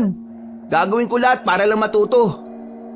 Kung ganon, sumama ka sa akin ngayon. Eh, paano lola mo? Nagpaalam naman na ako sa kanya eh. Naaalis ako ngayong araw. Isa pa, pupunta naman siya mamaya kay Mr. Smith eh. Napapasin ko nga pala, pre. Yung lola mo parang may gusto kay Mr. Smith ah. Hayaan mo silang matatanda naman na sila eh. Siya nga pala, tol. Anong sabi ni boss sa akin? Ilang araw na ako hindi nakakapasok eh. Sabi niya, naghanap na rin muna siya ng kapalit natin. Bumalik na lang daw tayo kapag ayos na yung mga inaasikaso natin. Eh, mabuti naman kung ganun. Matapos ang usapang yon, ay agad na rin silang bumiyahe. Nang makarating na sila, ay inabutan nila si Mang Ekong na nag-iinsayo gamit ang espada. Napatigil ito na makitang may kasamang ibang tao si Robin. Nagtataka si Mang Ekong na tumitig sa kanila. Kaibigan ko, siya lang yung nakakalam ng lahat ng ginagawa ko rito. Gusto niyang sumali sa ginagawa ko. Pwede ba siya? Magandang hapon po. Ako po si Tino. Kagaya ni Robin, meron din akong pamilya na gustong protektahan. Gusto ko po sana na sumali para magkaroon ako ng kaalaman kung paano kakalabanin yung mga aswang na yon. Gusto mo sumali? Bakit? Tayo mo bang magsakripisyo para sa iba at hindi lang para sa pamilya mo? Para ho sa iba? Baka akala mo na ang pagiging manunugis o antingero para lang maprotektahan mo ang pamilya mo. Ito ay para mapigilan ang mga aswang para maprotektahan naman ang nakararami. Ngayon, gusto kong ulitin ang tanong ko sa iyo. Kaya mo bang mamatay para sa iba? Sandaling napaisip si Tino. Hindi nito inaasahan ang tanong na yon. Kaya nung una, hindi rin nito alam ang isasagot. Inakbayan siya ni Robin. Tumingin ito nang nakangiti sa kanya. Pamilya rin ang una kong inspirasyon kaya ako ito pinasok. Pero nung maunawaan kong panganib na maaaring gawin ng mga aswang na yon, saka ako naintindihan na kailangan din pala ako ng ibang tao, tol. Isipin mo na lang kung ano ang mangyayari sa oras na ang pamilya mo lang ang nakaligtas sa gulo. Habang ang iba ay namatay. Hindi mo naman ako kailangan konsensyahin, pre. Kasi buo naman na loob ko eh. Kaya ko magbuwis ng buhay para sa ibang tao. Hindi ako takot mamatay para sa nakakarami. Kung ganyan naman pala wala tayong problema. Kunin mo ang isang itak na naroon sa pinto at lalabanan mo ko. Ha? Agad-agad? Gusto mong magsala, hindi ba? Kaya labanan mo ko. Napapakamot na lamang sa ulo si Tino. Sa hapon na yon, nagsimula ang pagsasanay ng lalaki. Habang si Robin naman, nagtungo siya sa kagubatan para subukan namang buhayin ang tunay na kapangyarihan ng kanyang anting-anting. Umupo siya sa malaking bato sa gitna ng kakahuyan. Ipinikit niya ang mga mata. Sinubukan niyang kumonekta sa kalikasan. Matinding konsentrasyon ang kanyang ginawa. Pero sa kasamaang palad, hindi pa rin naging aktibo ang tunay na kapangyarihan ng anting-anting. Ang tanging nagagamit lamang niya ay ang kakaunting parte nito. Makalipas pa ang isang linggo, naging handa na rin ang magkaibigan para sa kanilang magiging unang misyon. Babalikan nila ang bahay na matandang aswang na nakita nila. Dakong 9:00 ng gabi, umalis na sila sa bahay ni Mang Ekong. Mang Ekong, gaano nyo na po katagal ginagawa tong pagtugis sa mga aswang? Matagal na rin. Wala pa nung binata ako. Ito na rin pala ang naging buhay ninyo? Kaya pala sanay na rin kayo no? Tol, malapit na tayo. Manda ka na. Natanaw na rin nila ang nag-iisang bahay sa gitna ng kagubatan. May malakas na lampara doon kaya kahit na nasa malayo sila, ay kitang-kita nila ito. Hinugutan nila ang kanilang mga sandata. Nang ilang metro na lang ang kanilang distansya, nagtago na muna sila para magmasid. Mang Ekong, ano yung hawak ninyo? Langis. Dito natin malalaman kung may aswang sa paligid. May aswang ba rito?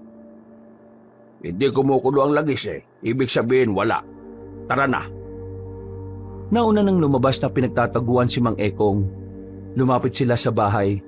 Napapatakip na lamang sila ng ilong dahil sa mga naaamoy nilang masangsang. Para bang mga nabubulok na daga. Dito namin nakita yung matandang lalaki. Diyan sa mismong lamesa na yan. Diyan niya nilagay yung hita ng tao. Liitin mong aswang ang narito. Sa katunayan, hindi lang siya basta aswang. Malakas ang kutob ko na kakaibang aswang siya. Anong ibig niyong sabihin? Nararamdaman ng anting-anting ko na hindi siya pangkaraniwan. Itong mga ginagawa niya, parang libangan niya lang. Kailangan natin siyang paghandaan. Hintayin ba natin siyang dumating? Oo. Kailangan natin siyang paslangin. Lalo na't malaki siyang banta sa buhay ng mga tao. Nung mga oras na yon, bumalik na muna sila Robin.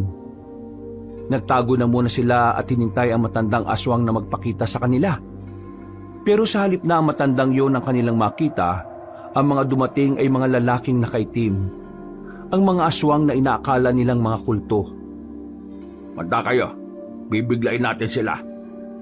Kaya ba natin yan? 6 lang yan, tol. Kayang-kaya yan. Sumenya si Mang Ekong. Pagkabilang nila ng 3, agad silang lumabas at inatake ang mga aswang na nasa bakuran. Nagulat ang mga yon. Agad na umilag pero dahil sa bilis nila, tinamaan agad ng 3 aswang. Samantala, ang mga natitira naman ay mabilis na nakadistansya. Nag-iisa tayo. Bahala na muna kayo sa mga sarili ninyo. Bahala talaga? Tol, ngayon na! Hinawakan ni Robin ang kanyang anting-anting. Pumikit siya ng 5 segundo. Pagdilat niya, ay nararamdaman na niya ang kakaibang enerhiya sa kanyang buong sistema. Mabilis niyang nilapitan ang katapat niyang aswang. Sinubukan siya nitong patamaan ng mahahaba nitong kuko pero hindi yun nagtagumpay. Nang makakuha naman ng tamang pagkakataon si Robin, agad niyang hinataw ng espada ang tagiliran ng aswang. Pagdistansya nito ay nilapitan niya ulit at saka itinarak ang espada sa dibdib nito. Matapos siyang paslangin ng kanyang kaharap, nakita niyang napaslang na rin ni Tino ang kalaban nito. Si Mang Ekong naman ay ganun din. Sus, sisiw lang naman pala to, Mang Ekong. Huwag ka masyado matawa. Ito mga nakalaban natin ay wala pa sa kalingkingan ng mga malalakas na aswang. Tama si Mang Ekong. Kung natatandaan mo yung mga nabasa mo sa libro, ang mga tiktik ang pinakamababang uri ng aswang, tol. Tiktik pa lang ang mga ito. Saka ka matuwa kapag nakapatay ka na ng gabunan. Ano naman ang gagawin natin ngayon? Mukhang nakaramdam ang sinasabi niyong matanda na narito. Kaya susunugin na lang natin ang bahay na ito. Sumang-ayon naman ang 2 binata. Mga ilang sandali lang ay siniliban na nila ang bahay. Kasamang nasunog doon ng mga nakaimbak na katawan ng tao. Pati na rin ang ilang kagamitan na di umano ay ginagamit sa pangyayanggaw. Puntahan naman natin yung sinasabi niyo kung saan niyo nakita yung parada ng aswang. Diretsuin lang natin tong daan na to. May makikita tayong kalsada dyan. Tinumbok nila ang direksyon na sinasabi ni Robin. Ilang minuto lang, narating na nga nila ang kalsada. Pero sa pagkakataong ito, ay wala naman silang nakitang kahit na ano. Walang aswang, walang kahit kaunting bakas. Kaya ang ginawa nila, naglakad-lakad pa sila sa lugar na yon. Inabot na sila ng 2 oras. Wala pa rin silang napala. Umuwi na muna sila sa gilid. Nanigarilyo na muna si Mang Ekong habang ang 2 binata naman ay inilabas muna ang baon nilang suman. Nakakagutom din pala tong ganitong trabaho no? Mas magandang nagugutom ka pa. Kaysa naman hindi mo na maranasan magutom kasi patay ka na. Mang Ekong, baka matakot si Tino sa sinasabi nyo Hindi ba tatakot yan? Ang galing nga niya kanina eh. Talaga? Magaling ako? Oo, magaling ka. Nagamit mo agad ang mga itinuro ko sa'yo. Pero huwag ka masyadong emosyonal kapag nakikipaglabang ka, ha? Doon ka pwedeng madali. Nakakabanis kasi yung mga aswang kanini. Ang baho ng hininga, nakatapat pa sa mukha ko. Mang Ekong, sa tingin mo, gaano karaming aswang ang makakalaban natin? Marami. Magkakaibang angkan. Pero sa pagkakaalam ko, isa lang naman ang pinuno nila. Hindi naman sa naduduwag ako pero kakayanin ba natin sila? Hanggat nasa atin ang anting-anting, walang problema. Paano naman ako? Wala naman akong anting-anting. Kakayanin mo yan. Kailangan mo lang masanay. Pero dapat handa ka rin kapag namatay ka na. Ito talaga si Mang Ekong, lagi akong tinatakot. Napangisi na lang ang matandang lalaki kay Tino. Mga nasa 10 minuto rin ang kanilang pagpapahinga. Maya-maya lang ay nagpatuloy na rin sila. Pero hindi na nila nahanap pa ang mga aswang.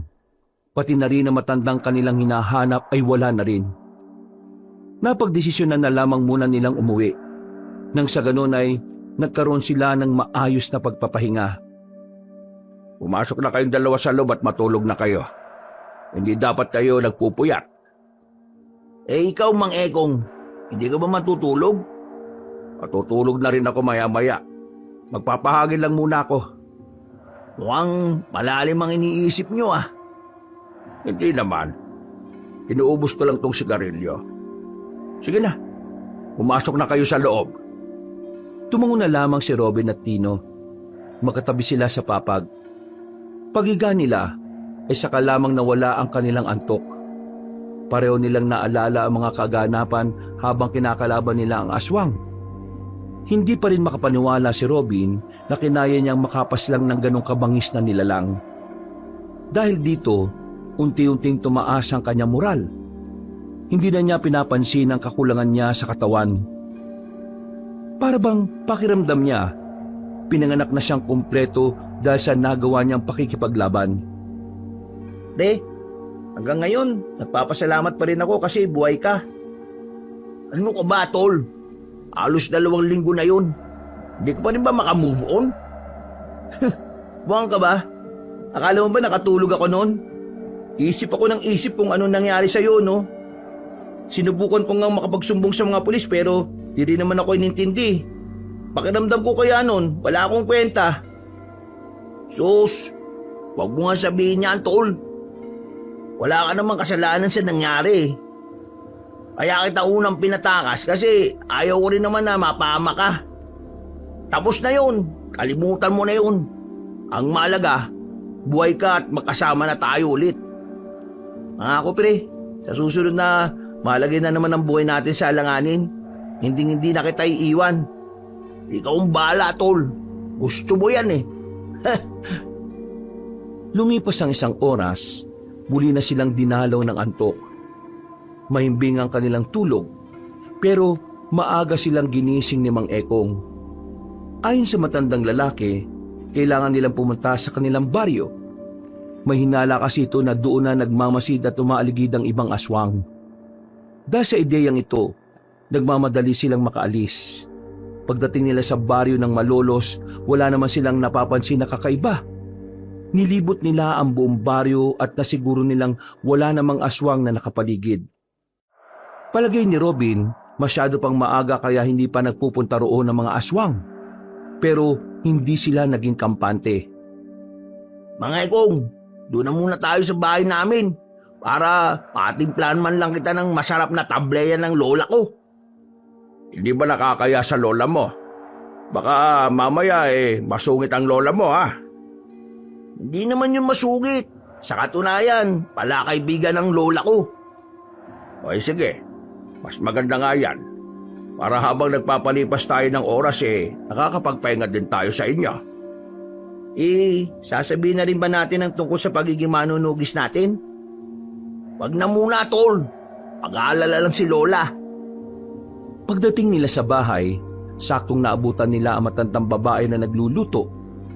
Napatingin ito sa kanila. Ngumiti ito kay Robin at agad na lumapit. Buti naman at natapos na rin ang pamumundok ninyo. Nagsikain na ba kayo? Nagluluto ko ng nilagang baboy. Hindi pa ako kumakain la. Saktong-sakto. Ang bango ng niluluto nyo, Aling Pasita. Nararamdaman ko kasi na darating kayo kaya nakapagluto ako. Teka, sino pala itong kasama ninyo? Siya nga pala la. Eto nga pala si Mang Ekong. Siya yung kasama naming mamundok.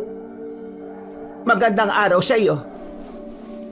Pagtingin nila Robin sa matandang lalaki, nakita nilang nakatulala na lamang ito sa mukha ni Aling Pasita. Hindi nila alam kung bakit, kaya ang ginawa ni Tino ay tinapik ito sa balikat. Uy, Mang Ekong, kinakausap ka ni Aling Pasita. Maganda ka sa araw. Ibig ko sabihin magandang araw din sa'yo. Halika na kayo. Pasok na. Luto na rin naman itong nilaga. Mang Ekong, ayos lang po ba kayo? Oo naman. Ayos lang naman ako.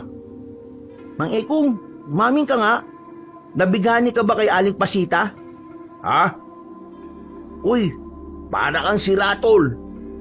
Kitang-kita naman pre. Itong si Mang Ekong, betang lola mo. Naku, love triangle lang dating nito. Anong pinagsasabi mo dyan, tol? Hindi mo ba talaga nahalata?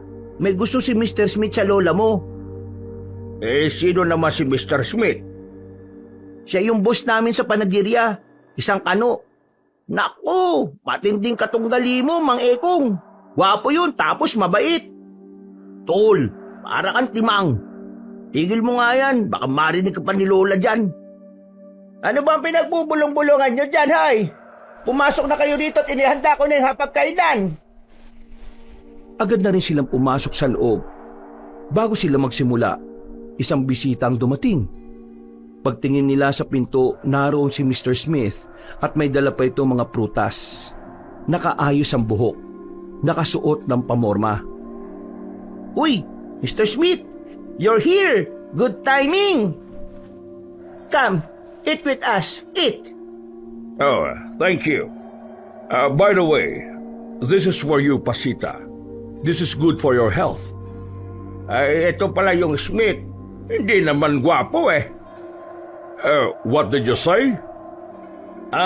Mr. Smith, this is Mang Ekong, our friend. Ekong. Oh, sounds like Korekong. Uy, nagsisimula na. Smith, tulog naman singit. What did you say? Don't you know how to speak English? I speak English but I'm Filipino. I speak Tagalog. You speak Tagalog because you're in the Pilipinas. You're not in your country. Thank you for reminding where I am. But for your information, English is a universal language. I can speak English every time I want. Every time I want, di ikaw na. Mang Ekong, bakit ka ba nakikipagsagutan? Kakakita niyo pa lang eh. Ano ba nangyayari dito? Nasa harapan tayo ng hapagkainan. Smith, ignore him and focus to the food. Ikaw naman, bakit ka ganyan? Huwag ganyan. Napapailing naman si Mang Ekong. Sa puntong ito, naging malinaw na para kay Robin na talagang ang natitipuhan na matandang lalaki ang kanyang lola. Napapakamot na lamang siya sa kanyang ulo. Batid niya na magiging magulo ang buhay niya kapag nagsama si Mr. Smith at si Mang Ekong. Napabuntong hininga na lamang si Robin, pero buti na lamang ay natahimik na rin ang dalawa. Natapos na mapayapa ang tanghalian nila. Maya-maya pa, nagpaalam na rin si Mr. Smith. Tumingin pa ito ng masama kay Mang Ekong.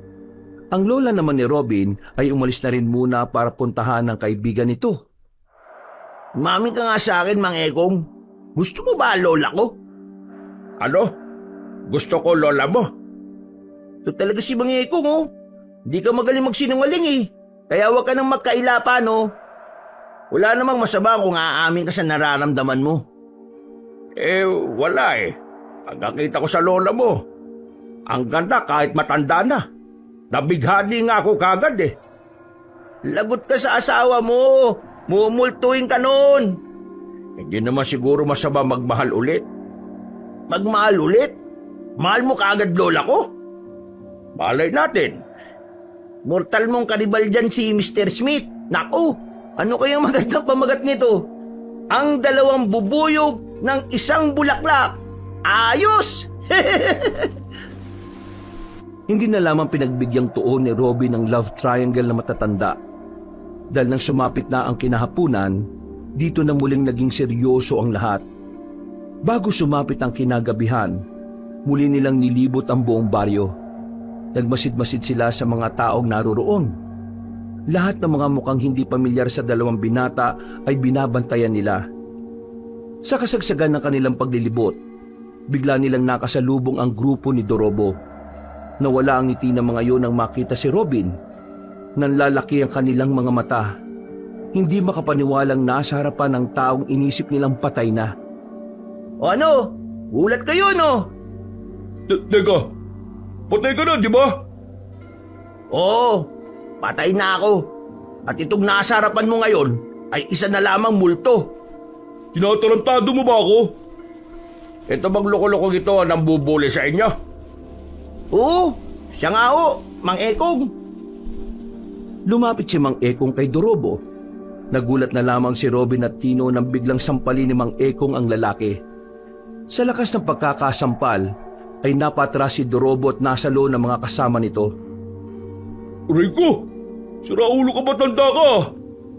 Sinintok ni Dorobo si Mang Ekong, pero nagawa lang itong ilaga na matandang manunugis. Sinuntok uli nito si Dorobo sa panga na dahilan ng pagkahilo nito. Hindi mo na mabubuli itong dalawang to. Yan ang tandaan mo. Tatandaan ko ang araw na to. May araw ka rin sa akin, tanda. Pati ikaw, Robin. Tutuluyan kitang burahin sa mundong ito. Kung nabuhay ka sa ginawa namin, sa puntong ito hindi na. Sisiguraduhin ko yan. Hindi na ako natatakot sa mga sinasabi mo. Kaya kung ayaw mo mabugbog ka ng matandang nasa harapan mo, umalis na lang kayo. Masama ang tingin sa kanya ni Dorobo. Pero umalis na lang din ang mga yon kaysa masaktan pa si Mang Ekong. Sa ginawang yon ng matandang lalaki ay bumilibang dalawang binata. Ngayon lang sila nakakita na matanda na ganun kalakas ang suntok. Matagal-tagal na rin akong hindi nakasuntok ah. Masaya pala. Natatawa na lamang ito. Maya-maya pa'y pinagpatuloy na rin nila ang kanilang paglilibot.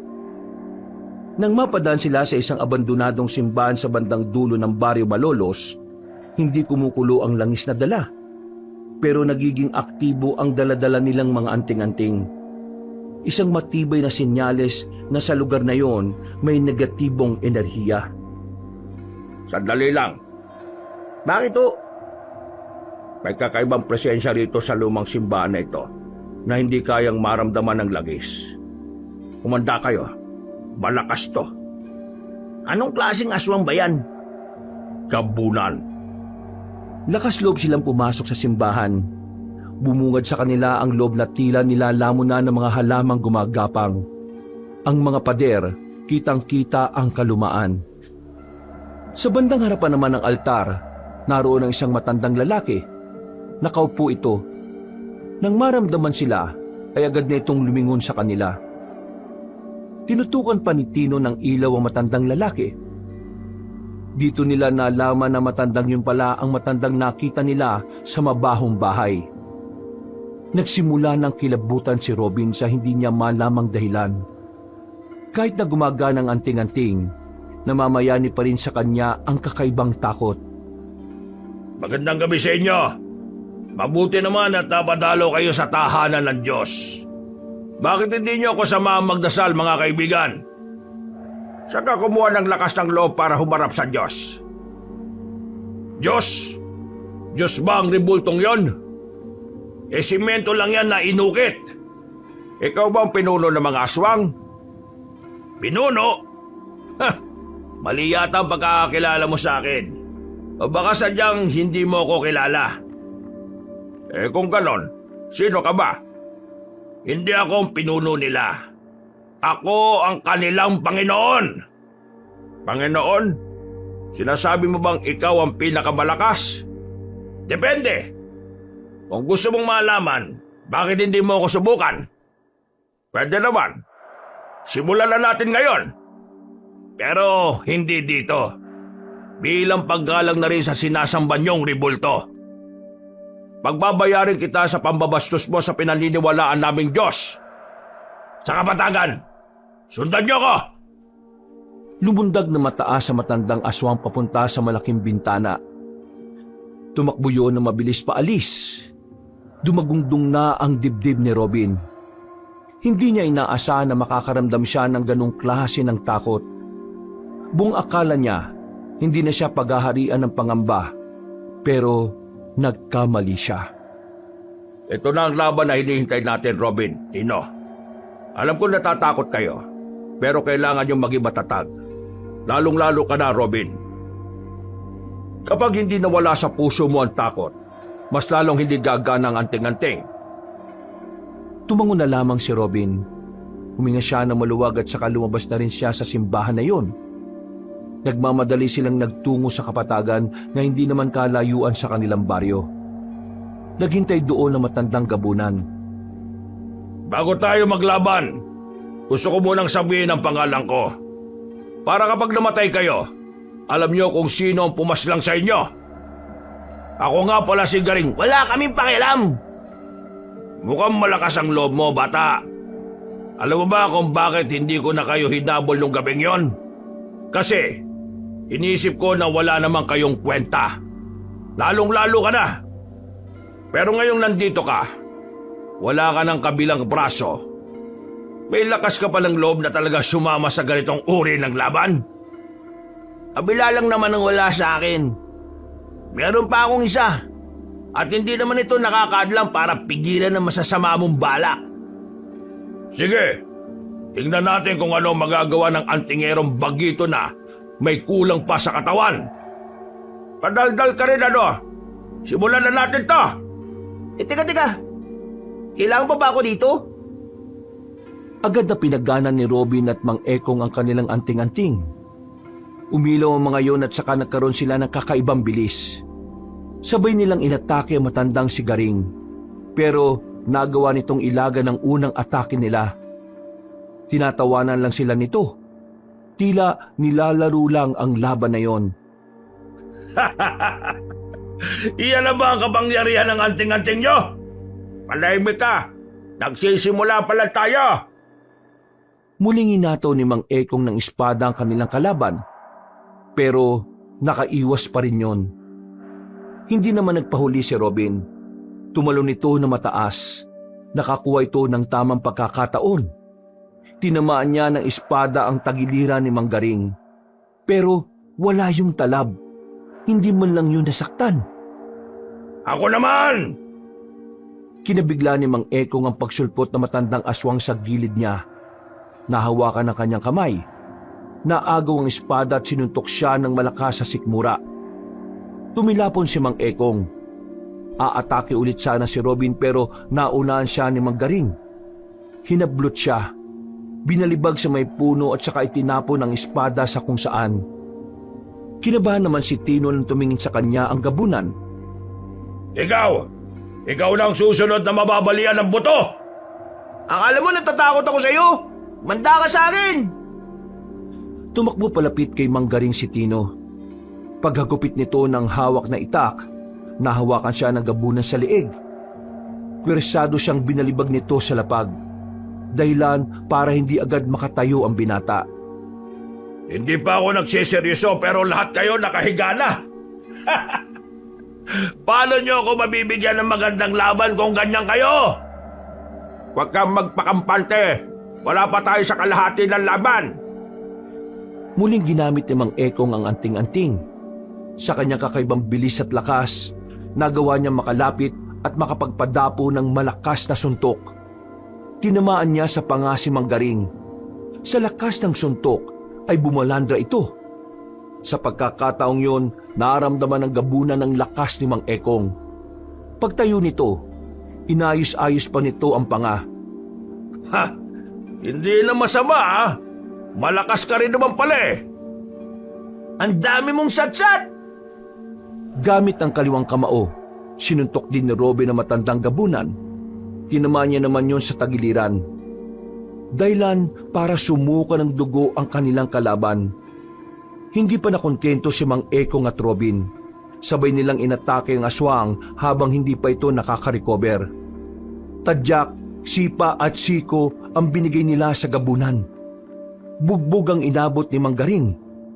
Napalood na nga ang isang tuhod nito. Magaling! Magaling! Mahusay kayong dalawa. Ngayon ko na lang ulit naranasang mabugbog sa haba ng pananatili ko rito sa mundo. Ngayon, nakakasiguro na ako mabibigyan niyo nga ako ng magandang laban. Umitim ang lahat ng katawan ni Mang Garing. Humaba naman ang buhok nito at naging kulay puti. Naging maskulado ang katawan. Kumuba ang likuran pero bahagyang tumangkad.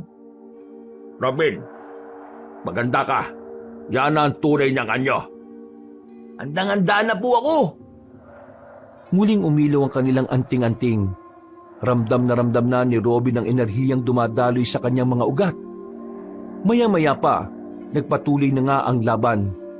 Umatake ang gabunan. Sa sandaling ito, naramdaman nila na mas lumalakas ito kumpara kanina. Tila nawala ng saysay ang bugbog na ginawa nila dahil muli itong lumakas. Ayan na! Hindi na nabantayan pa ni Robin ang galaw ng kanilang kalaban. Naramdaman na lamang nila ang mabigat na kamao sa kanyang tagiliran. Dahilan para mamilipit siya sa sakit.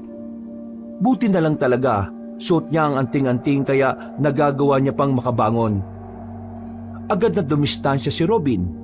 Bigla na lang siyang hiningal ng dahil sa nangyayari. Habang si Mang Ekong naman, sinusubukang patamaan ang kanilang kalaban. Ang kaso nga lang, tila kalkulado na ni Mang Garing ang kanilang mga galaw. Pahihirapan ko kayo hanggang sa magmakawa na kayo para sa mga buhay ninyo! Nahuli ni Mang Garing si Mang Ekong. Pagsuntok ng gabunan sa balakang ni Mang Ekong ay narinig nila ang paglagutok ng buto. Naapasigaw na lamang si Mang Ekong. Bumagsak agad ito sa lapag at ininda ang pagkabali ng kanyang balakang. Ano? Matanda ka na nga! Kaunting sagi lang nabalian ka na. Mukhang wala naman ako mapapala sa'yo Kailangan ko na yatang ito ng atensyon ko sa lalaking ito. Humarap si Mang Garing kay Robin. Naramdaman ni Robin ang nabubuhay na kaba sa kanyang dibdib. Pero pinipilit niyang alisin yon sa kanyang kalooban. Muli siyang nagsagawa ng matinding konsentrasyon. Hanggang sa mga oras na yon, kakaunting parte pa lang ng anting-anting ang nagagamit niya. Hindi niya pa rin nailalabas ang pinakakapangyarihan nito. Paglingon ni Robin sa kanan niya, nakita niyang naroon na bigla ang kalaban niya. Alerto siya sa mga sandaling ito, kaya matagumpay niyang naiwasan ang suntok ni Mang Garing. Pero hindi siya naging kampante. Pinag-aralan niya ang bawat galaw ng gabunan. Pero nahihirapan pa rin siya. Pabago-bago kasi ang estilo ni Mang Garing. Wala ka na bang ibang gagawin kundi umiwas? Mag-iingat ka, Robin! Nababasa niya ang mga galaw mo! Si Robin naman ang umatake. Magkakasunod na suntok ang kanyang ginawa pero tinatawanan lang siya ni Mang Garing. Umiilag-ilag lang din ito sa kanya. Kaya ang ginawa ni Robin, bigla na lamang siyang huminto. Nagtaka naman ang gabunan kung bakit. Nang mawala sa depensa si Mang Garing, saka siya lumapit ulit. Naging matagumpay ang pagsira niya sa konsentrasyon ng kanyang kalaban. Isang malakas na suntok ang kanyang ginawa. Pinadapo niya yun sa dibdib ni Mang Garing. Yun ang naging dahilan kung bakit napagtanto ni Robin na kaya niyang talunin ang aswang na yon. Nakita niya kasing nasaktan si Mang Garing sa ginawa niya. Anong problema? Bakit bigla ka yatang nagseryoso? Hindi ba masakit ang ginawa ko? Gusto mo bang dagdagan ko? Eto ba? Hindi nakailag si Mang Garing sa sunod niyang suntok. Tinamaan niya sa kaliwang panga ang gabunan. Tumilapon yun at bumulandra. Isang kamay lang ang panunto ko pero siguradong mabubura ka sa mundo. Bumangon si Mang Garing. Inayos-ayos nito ang panga nito. Bagya itong nawawala ng balanse dahil sa ginawa ni Robin. Pero ang ipinagtataka ng binata ay kung bakit nagagawa pa rin tumawa ng matandang gabunan. Bakit? Ano nakakatuwa? Natatawa ako, alam mo kung bakit? Kasi napagtanto ko na yun na pala ang pinakamalakas mong atake. Sa sinabing yun ni Robin, tila nagkaroon din siya ng pagkabahala. Napagtanto niya rin na parang hindi na niya kayang gumawa pa ng mas malakas na suntok. At dahil doon, tila nagkaroon na naman siya ng pag-aalinlangan. Sa isang iglap, nabago ang kanyang moral. Buhay pa rin ako kahit yun ang pinakamalakas mo. Alam mo ba ang ibig sabihin nun? Kahit malakas ang suntok mo, hindi ako mamamatay. Ibig sabihin lang nito, mahina ka pa rin. Huwag kang makikinig sa kanya, Robin. Sinisira lang niya ang mentalidad mo. Ginugulo ka niya. Mag-focus ka. Huwag ka magpapadala sa mga sinasabi niya. Kahit anong gawin mo, isa ka pa rin nilalang na may kulang sa katawan. Kaya kahit na kailan, hindi mo matatalo ang mga nilalang na kompleto. Huwag ka mag-alala. Puputulin ko na rin ang kabilang braso mo para pantay na. Total, wala rin namang silbi yan. Manahimik ka! Di ako naniniwala sa mga sinasabi mo. Kayang-kaya kitang paslangin ngayon din. Nagulat na lamang si Manggaring nang mabilis na nakalapit sa harapan niya si Robin. Isang malakas na suntok na naman ang pinakawala ng binata. Sa puntong ito, napahiga na si Manggaring, namimilipit sa sakit. Si Robin naman, agad na kinuha ang espada ni Mang Ekong. Sa puntong ito, handa sana niyang tapusin ang kanyang kalaban, ang kaso nga lang, isang putok ng baril ang narinig nila. Tinamaan ng bala si Robin, at ang balang yon ay nanggaling mula kay Dorobo na nasa gilid. Sa balikat ni Robin bumaon ang balang yon, dahilan para mawalan siya ng porma. Sinabi ko naman sa'yo, di ba? Makakabawi rin ako sa'yo. Pero uunahin muna kita kasi visit na visit ako sa'yo. Itigil mo na to. Hindi mo alam ang ginagawa mo. Hayaan mo akong tapusin ng aswang na yan. Aswagin mo ang mukha mo. Patay na yan, kaya ikaw naman ay susunod ko. Hindi to tungkol sa idwaan nating dalawa. Tungkol ito sa kapayapaan ng lahat. Umalis ka dyan. Wala akong pakialam sa sinasabi mo. Papatay na kita ngayon. Nang idikit na ni Dorobo ang daliri sa gatilyo, naramdaman na lamang nito na bumangon si Manggaring sa likuran. Akmang sasakmalin sana si Dorobo pero mabilis itong tinulak ni Robin. Kaya ang nangyari, si Robin ang nadali ng kagat. Natapyas ang kaliwang balikat niya, habang ang kanang balikat naman ay may tama naman ng bala. Sa mga pagkakataong ito, bumaliktad na naman ang ihip ng hangin. Nakabangon muli si Manggaring. Tila bigla itong nabuhayan. Ikaw, anong pangalan mo? Aswang ka? Tinatanong kita. Sige, lumapit ka. Babarilin kita.